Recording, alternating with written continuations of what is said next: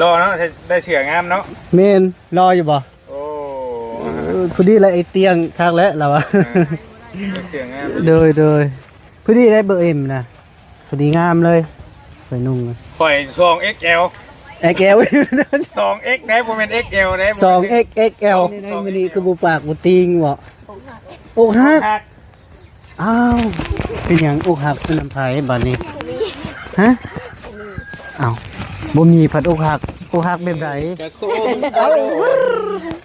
เป็นสนตะเว้นยามเช้าน่าเห็นบ่เอาต่อเศร้าสาอย่างเอาถ้าเขาหูบ่ฮักอย่าฝืนให้ทีมเจ้านะบอกอ้ายมึงรู้อาจสิไปนำมานี่ไปนำหาฮอดเถื่อนพุ่นแหละเป็นจังได๋แท้คือไปเฮ็ดกับน้องสาวคนเป็นนี่ได้เจ้าค่ะคือเบิ่งเด้อคือตาแล้วก็ดังปากหน้านี่คือเลยพี่น้องถือว่าตั้งเฟซให้น้องน้ำฝ่าเรียบร้อยเด้อพี่น้องเด้อนี่น้ำฝ่างามพี่น้องเอ้ยนี่น้ำฝ่างามซื้อเฟซของน้องเด้อพี่น้องกันใครอยากเข้าไปเบิ่งก็ได้คือกันใครอยากติดตามน้องต่อไปก็ได้พี่น้องเนาะถือว่าเบาแก้วตั้งเรียบร้อยแล้วถ้าว่าน้องเพิ่นสิบ่เปลี่ยนนะกะสิบ่เปลี่ยนติเอาตัวนี้เลยโดย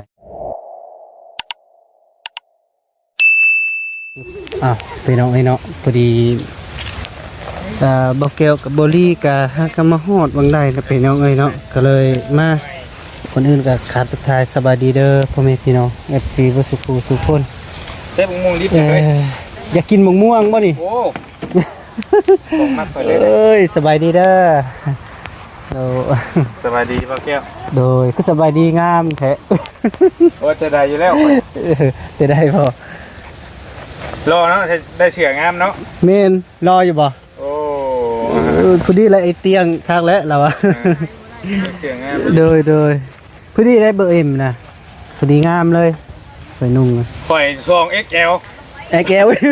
2X ได้บ่แม่น XL ได้ 2XXL 2XL ปอได้เบอร์ใหญ่สุดคือส่งสิผลิตยากดอกเนาะบ่ยากบ่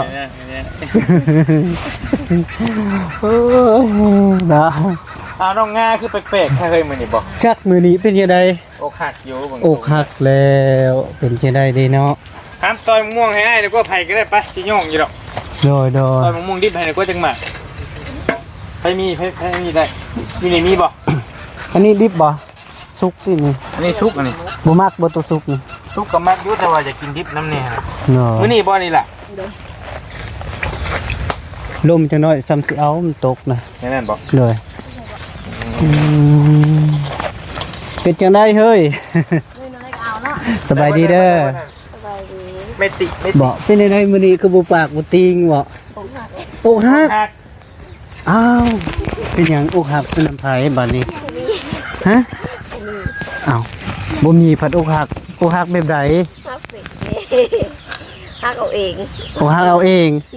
เอาเลยบาดนี่สร้างว่าแล้วได้เจ้านี่เนาะสะพอเนาะมาระบุปากบุติงนางเชียร์หญ้าอยู่พี่น้องผู้เงียบอยู่บอกน้ำบาวอยากถามอกหักแบบใดอ่ะมีแต่อกหักสีเอาคือซีดจ้ะคือหนาคือจืดแท้บอกธรรมดาธรรมดาเนี่ยกับบุปะตอนไหนวะพี่น้องอกหักกับผู้เดียวเผื่อป้ามืดกะโคงเอา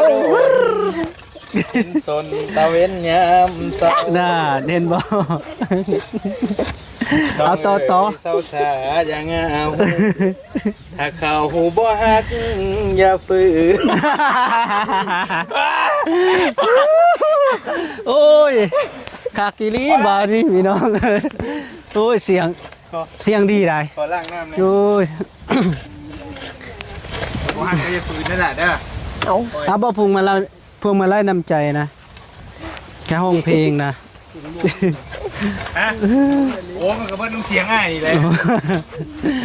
อาทิตย์นึงมา3โน่น ได้เรื่อง3ได้3 คนอกหักเป็นจังซี่เนาะ งามไปคือกล้าถิ่มเจ้าเฮ้ย เอา บอกไปมา ว่าเอง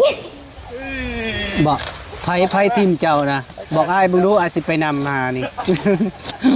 อุ้ย ไปนำหาฮอดเหือนพุ่นแหละเป็นจังไดแท้คือไปเฮ็ดกับน้องสาวคนเป็นแบบนี้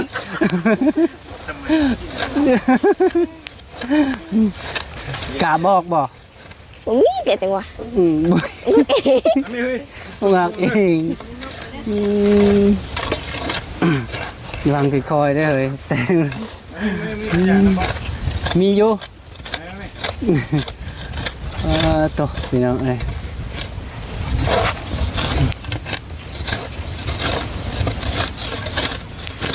โอ้แต่ยังน้อยเล่นแค่ม่วงนะเกิน โดยสบายดีเด้อโดย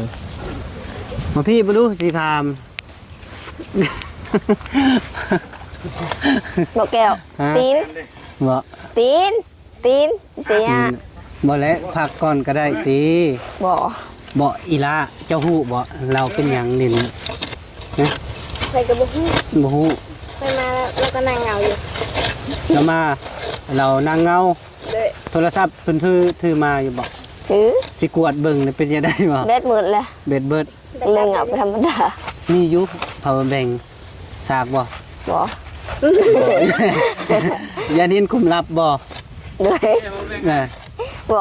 ก็จาก บ่ซากนั่นน่ะ ความลับลายบ่ อย่าเน้นคุมลับ หลาย คุมลับหลาย เลยโคตรหลายเล บ่ ย ผิดกันนับแต่มื้อใดแหละจึงอกหักมาฮอดมื้อนี้ บ่มีผู้บ่าว เจ้า เนาะ ทำใจสะก่อน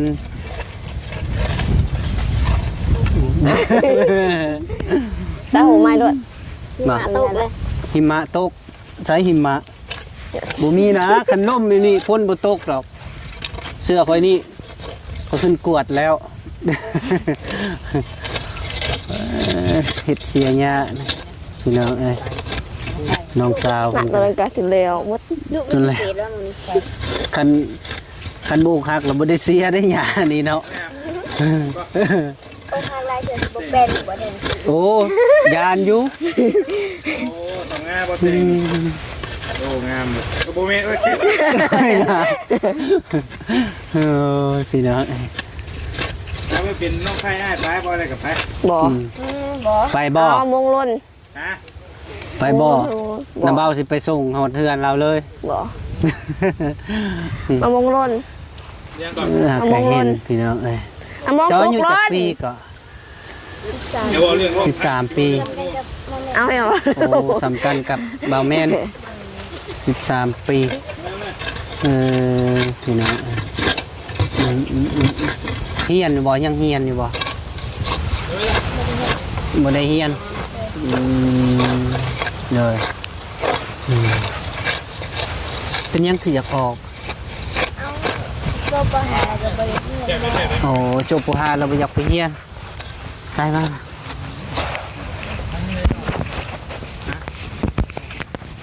จบปหาเราไปอยากเฮียนบ่นี้เป็นยังคือไปอยากเฮียนโอ้บ่ได้ไปเฮียนจบหลักสูตรแล้วเนาะ เอ้ยพี่น้องเอ้ยเนาะเลยเบิ่งคุยกับน้องเพิ่นสะก่อนเด้อจุ๊บพี่น้องเอ้ยไปอุ้ยพุ่งทุ่งทิ้งอย่าปาโต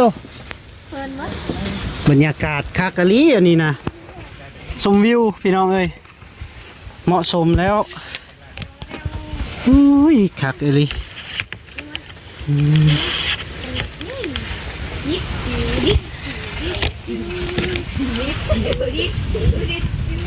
โอ้ยมันยังอ่ะนะโทรศัพท์คือเลื่อมแท้ โอ้ยได้โทรศัพท์บ่หากก็ได้นี่บ่โทรศัพท์ใครซื้อมาให้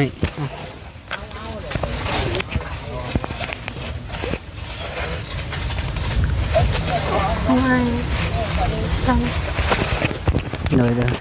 แม่นให้เบานิ่ม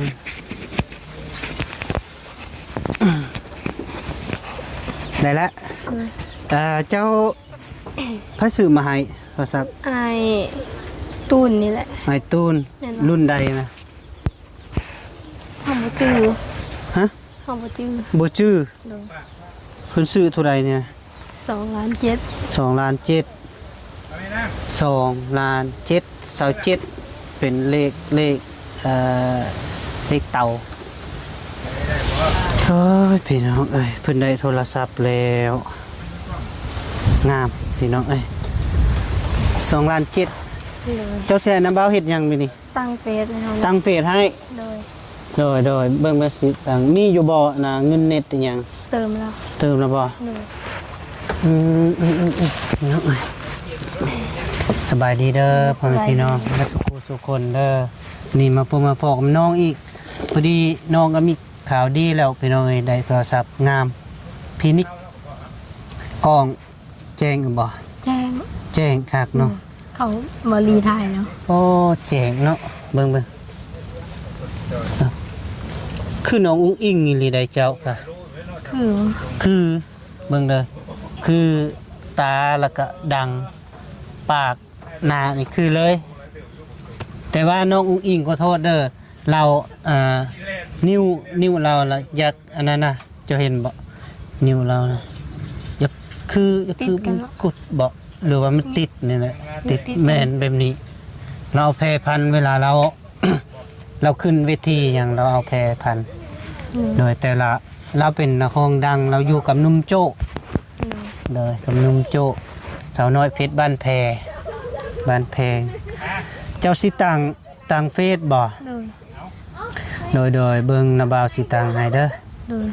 เบิ่งเขาเริ่มต้นใช้งานสันพูดเบิ่งซื้อเนี่ยใด น้ำฟ้าภาษาอังกฤษเลยบ่ น้ำฟ้าคือบ่เอาตัวไทยเราจะสบาย มักตัวภาษาอังกฤษบ่ โดย น้ำฟ้า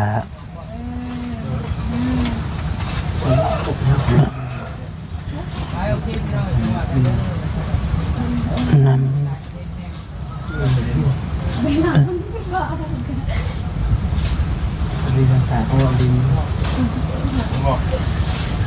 น้ำฟ้าเขียนอะไรวะเบาบ่ปันใดได้กับอันนี้นะ เขาก็คือกัน เป็นไทยไปเป็นไทยเนาะตัวลาวก็ได้เองงามแหละนะเนาะ โดย เราคือเปลี่ยนภาษาบ่ได้นี่ จำจริง จึง โดย ไทย บ่มีลาวอ๋อเห็นแล้วจ้ะ บ่มีแล้วเดี๋ยวสิเปลี่ยนให้เด้อ โดย เดี๋ยวสิโหลดนะเบิ่งน้ำฟ้า ตายเลยบ่ นามสกุลเด้บ่ใส่บ่ ไม่ใช่ ทุกวันไอ้ปล่อยไข่ ใส่หั่นแหละ เฮา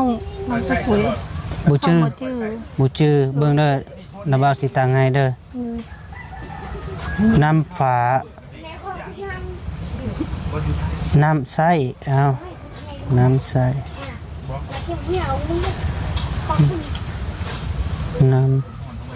น้ำฟ้า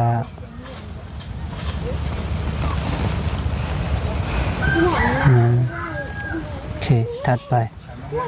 ไหนวะเกิดวันที่หยัง วันที่5 วัน เดือ ที่ น12 ที่5 เดือน 12 ปี2011 ที่5 เดือน 12กรกฎเดือน7กันยาพฤษภากันยาเดือน12แม่นบ่ โดย กุมภาแล้วก็ 2011 2011 โดย 2011โอเค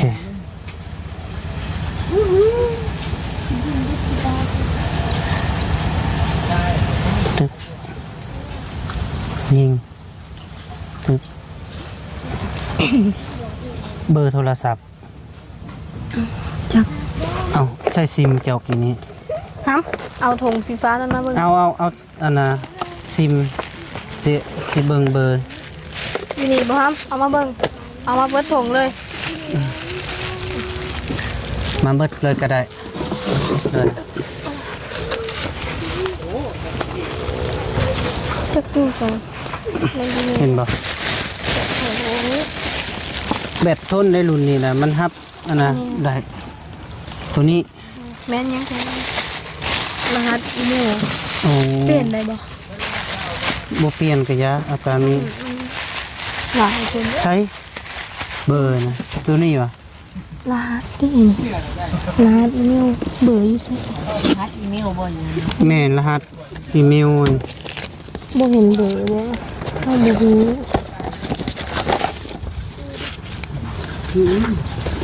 มันมีอยู่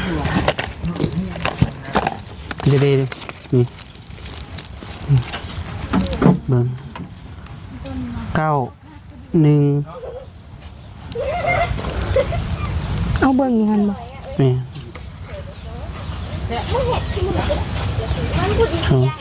2091 561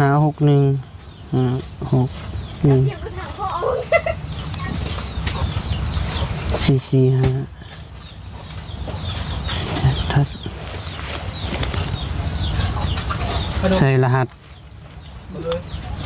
สที่ใส่จับโตนี่6เบิ่งใส่รหัสแบบใดชื่อบ่มีบิ๊กบ่ น้ำหมดแล้ว เบิ่งไหม ทุกสิ่งได้แล้ว มันบ่มีบิ๊กที่เก่ามีอยู่อ๋อชื่อเด้อ นี่ เบิ่งสิเอารหัส5 7 4 3 9 5 7 4 3 9 รหัสเฟซนะบ่ แม่น โดย ตึบโอ้บ่ได้ เอาตะตู้ใส่ 1 6 6 5 7 4 3 เก้า 9จักตัว1 5 เจ็ด 5ก็5เอา8เนาะ โดย 5 7 4 3 9 8 นี่ ต่อไป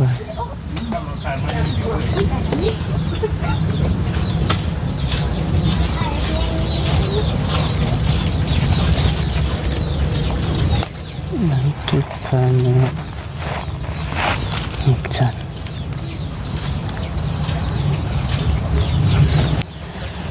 หัดจัด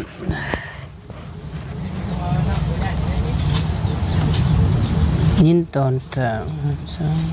และนูบายดำเนินต่อ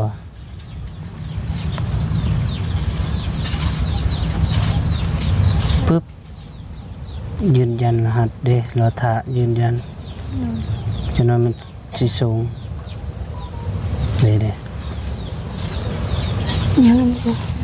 77223 เฮ็ดหยัง รหัส รหัสเฟซบ่ แม่รหัสเป็นส่งมาเด้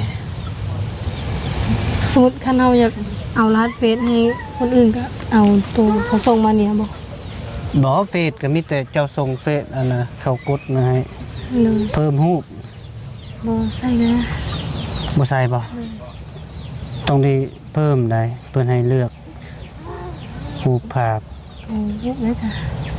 รูปตัวเสื้อถ่ายมันก็ได้ นี่ มีแบบ เอาตัวนี้บ่เอาเบานิ้วนี่บ่ ตัว เอาคุณหน่อย เอาแล้ว เอาตัวนี้นะ ตัวใดก็ได้เลย ตัวนี้นะ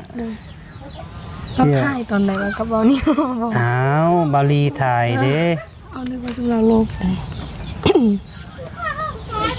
เลือกจากอันนี้ถ่ายภาพเอาคือบ่ได้ว่ะขามเด้เฟซเจ้ามันสิขึ้นเด้น้ำฟ้างาม น้ำฟ้างามเดี๋ยวเจ้าก็จิกเอาติ๊กเอา 6 คนคามเพิ่ม7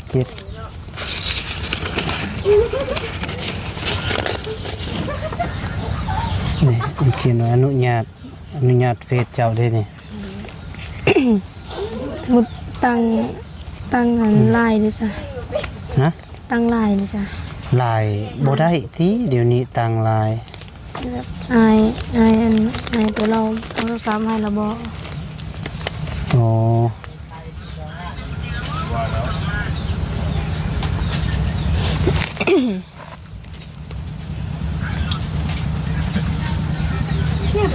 เด้เห็นบ่นี่เลือกรูปใส่โปรไฟล์มาตัวนี้นี่บันทึกบ้านกึบนี่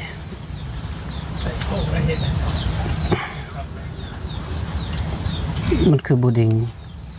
เพิ่มหูก ยังบ่ได้ได้เลยดิ ใช่ได้แล้วน้ำพัดใสวันนี้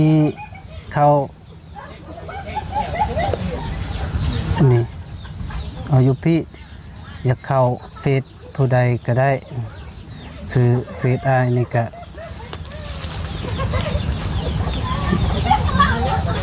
มาแก้ว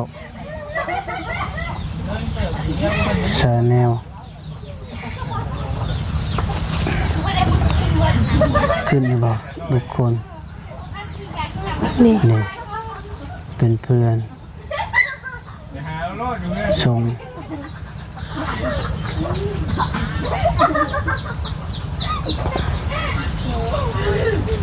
นี่เจ้ายังบ่ทันมี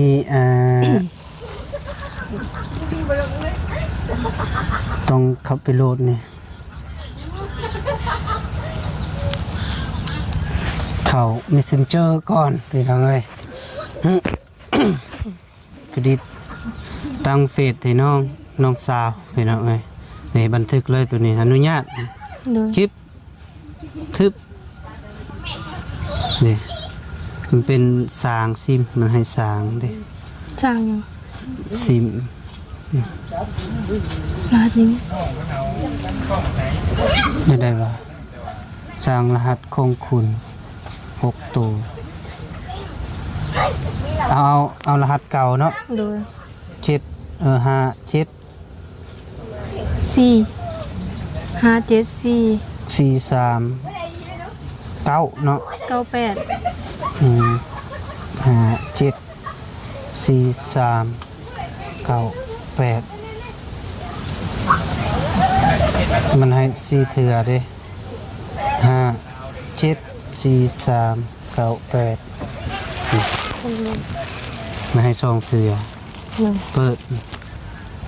มียากเดี๋ยวภายในนี่ติ๊กต็อกลงไป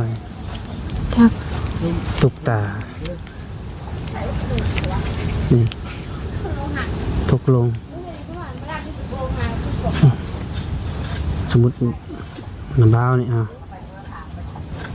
จดทักไป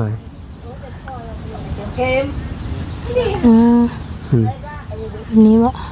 นี่นึ่งน้ำบ้าวสิหับก่อนหับได้ได้ โทรศัพท์อยู่โทรศัพท์ปิด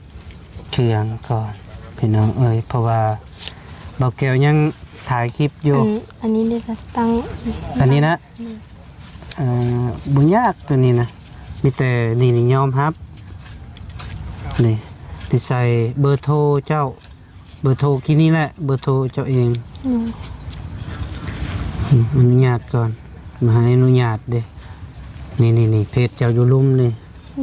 แล้วก็ใส่เบอร์นี่9อีสัง9151614445ถัดไปที่ได้หรือเปล่าใส่นี่เรียบร้อย เท่านี้บ่ ตับบาน มันกำลังยืนยันได้รหัสของมันเดมายืนยันเราใส่รหัสไปดำเนินนี่ตึ๊บอนุญาตพิมพ์ซื้อก่อนอนุญาตพิมพ์ซื้อ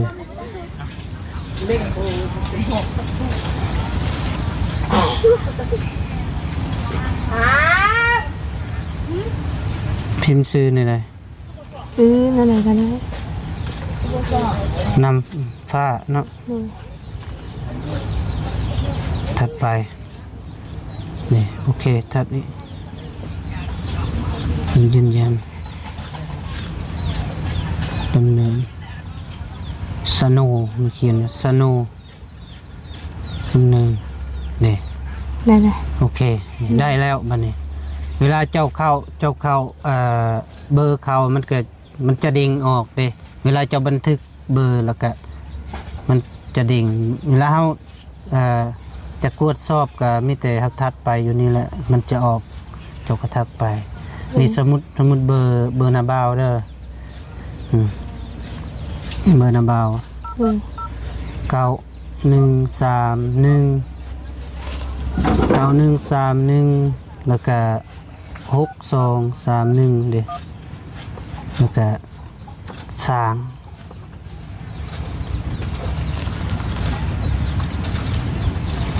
สื่อติดต่อโทรอันนี้สื่อต้นเอาเลยเป็นแบบนี้วะทิ้ง ซื้อเฮา สางติดต่อเบิ่งแก้วเอาลอง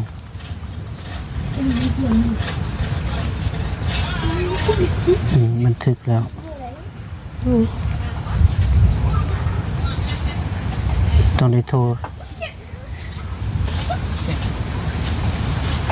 มันสิออกมาเบิ่งเข้าไปเบิ่งก่อนสิออกแก้ว เข้าอย่างวะ อันเดเห็นบอลนี่เจ้าทักไป ให้จะคุยกับเจ้า นี่ก็โอเคแล้วนี่ โดย นี่เห็นบ่ โดย จะน้อยสิฮับเด้อพ่อแม่พี่น้องถือว่าตั้งเฟซให้น้องน้ำฝ่าเรียบร้อยเด้อพี่น้องเด้อนี่น้ำฝ่างามพี่น้องเอ้ยนี่น้ำฝ่างามซื้อเฟซของน้องเด้อพี่น้องกันใครอยากเข้าไปเบิ่งก็ได้คือกันใครอยากติดตามน้องต่อไปก็ได้พี่น้องเนาะถือว่าเบาแก้วตั้งเรียบร้อยแล้วถ้าว่าน้องเพิ่นสิบ่เปลี่ยนนะกะสิบ่เปลี่ยนติเอาตัวนี้เลยโดยเพราะว่าน้องน้ำฟ้าแล้วก็ทางแอปเบาแก้วกะติดตั้งให้เรียบร้อยพี่น้องเนาะโอเคสิบัดนี้เนาะ ใจเด้อ เลยบ่เป็นหยังเลยได้แล้วมีหยังก็สู้น้ำเบาก็ดีใจนำเด้อที่ได้โทรศัพท์หน่วยใหม่แล้วก็ดีแล้วคิดว่าสิบ่ได้สิดอกก็ได้ก็ แต่ว่า เป็นบ่เบิ่งเงิน โตหับประกันนี่โอ้2,799,000บ่แม่น แม่นบ่ 2,499,000 ดิเกือบหมดหา เกือบยังอีก1,000พอดี พอดี500,000 4,500,000 เราพิษแม่นอันนั้นว่า7 ตัวนี้เจ้าบ่ต้องทิมเด้อตัวนี้เด้อเพราะว่าตัวนี้เป็นไม่รับเงินเด้แล้วก็ประกันได้รับประกันเด้รับประกัน1 ปีตัวนี้บ่ต้องคันว่าตกพื้นตกน้ำ งดประกัน มีต้ม แม่นงดหรือว่าหยังวะ แม่นแหละ งดเนาะงดหรือว่าอาจจะประกันบ่ชักนี่ได้วะถ้าว่ามันตกพื้นตกน้ำเพิ่นจะบ่รับเด้ๆบ่รับประกันถ้าว่าแบบมันเพแบบเฮาซากมันเพตึบอหยังแล้วก็คันยังบ่ทันฮอดปีเฮาก็ต้องไปส่งคืนได้เพิ่นอาจจะเปลี่ยนหน่วยใหม่ให้คันประเภทว่าอีเมลบ่หรือว่าหยังมันบ่นะหรือมันเคลื่อนไปแล้วก็ไปเปลี่ยนคือน้ำเบาซื้อตอนนั้นก็ตัวนี้ห้ามทิ่มเด็ดขาดเด้อตัวนี้นะไปหับเงินหรือว่าโดย เอาไว้โกบก็ได้ อันนี้ก็ได้นี่ใส่โกบมันโดยบ่ต้องทิ่มตัวนี้นะนี่ โดย เอาไว้มีใส่บอกสิเบาแล้วก็ดีใจนำเจ้าได้แล้ว เป็นใดๆอาการน้องงาคือว่ามันงดเงียบอย่างนี้นะ โอ้โห บอก โอ้ฮัก มันเป็น ดี ยังไงเออ เราก็ได้1,000เราก็ โอ้เราได้1,000 เงินเราซื้อมาโอนมาให้ซื้อโทรศัพท์แล้วก็ไปงานนั้นเราโอนบอกว่าเราบอกให้แฝงเอาก่อน โอ้และทางผู้ใดอะนะทางเบายาวบอก ให้ บาตูน โดยไอ้ตู้ โอ้ทางบาตูนเบิดบานี่กับของน้องงานะ โดย 1,000ก็ตกอยู่680ที่ โดย ประมาณนั้นล่ะพี่น้องเอ้ย ให้เราเอามาแปะหน้าจอโทรศัพท์ โดยให้ไปเปลี่ยนจอใหม่เพราะว่ามันแตกเนาะไปเปลี่ยนเป็นจอใหม่ก็คักอยู่ดอกก็ไปเปลี่ยนก็มันก็ลิ้นก็สภาพคือเก่าหั่นแหละแต่ว่ามันบ่คือเก่าคือตอนเฮาซื้อใหม่ๆไดมันบ่แม่นเจาะของมันเอง ที่แท้ก็โอ้ยคันเจาะมันเองกันมันก็แพงกว่านั้นอีกระดับล้าน2 ล้านเพิ่นแหละคันเปลี่ยนอันนั้นก็โอเคแล้วน้องไอ้เนาะเบิ่งนาทีถือว่าเรียบร้อยแล้วสำเร็จแล้ว เป็นได ดีใจ ดีใจ โดย ดีใจแห้ง โดย อื จน ม เฮ็ดโต นะ จนจักสิเฮ็ดอะไร บ่ได้ให้ตี ก็ให้ ให้ ปิ่นไปแล้วก็เสร็จน้ำตาออกแล้วก็แนมมึงกล้องวันนี้ก็ ให้อยู่ใส่อะไรอยู่พุ่น โดย อยู่ป่าเพิ่นบ่ โดยรอนไปเก็บพัก โอ้ เนี่ย ไปเซอร์ไพรส์อยู่ไกลแท้ โดยเอ้าพ่อแม่พี่น้องเอ้ยเนาะก็ถือว่าก็ติดตั้งให้น้องก็เรียบร้อยแล้ว แต่ว่าก็น้องก็ได้หน่วยใหม่แล้วก็บอกแก้วก็สิได้จบคลิปปิดคลิปสกอนเดอร์พ่อแม่พี่น้องอยู่ดีมีแห้งทั่วภาคแข่งอีกจะจนเนี่ยค่ะส่วนส่งมาร่ำรวยมาสุขทุกคนโดยบ๊ายบายไปเด้อ เด้อ ใจเด้อ เด้อบ่เป็นหยัง